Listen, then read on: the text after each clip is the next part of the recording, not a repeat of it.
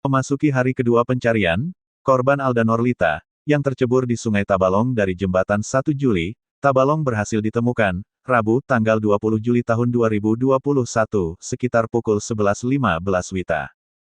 Korban ditemukan dalam keadaan mengapung oleh petugas SAR gabungan yang melakukan pencarian. Saat ditemukan kondisi korban sudah dalam keadaan meninggal dunia dengan jarak sekitar 1 km dari titik nol tempat diduga tercebur.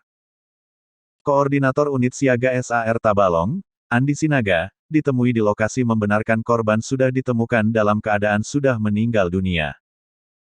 Kurang lebih sekitar pukul 11.15 WITA korban ditemukan tim SAR gabungan kurang lebih 1 km dari korban jatuh, katanya.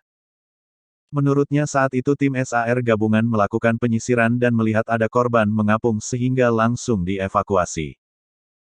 Dari lokasi penemuan yang masih masuk kawasan Desa Kapar, Kecamatan Murung Pudak, korban kemudian dievakuasi ke posko dan setelah itu dibawa ke rumah keluarga. Dengan sudah ditemukannya korban, maka operasi SAR dinyatakan ditutup. Diketahui, korban Alda Norlita, tercebur dari Jembatan 1 Juli yang jadi batas Desa Kapar, Kecamatan Murung Pudak dan Kelurahan Hikun, Kecamatan Tanjung Tabalong, Minggu, tanggal 18 Juli tahun 2021, malam.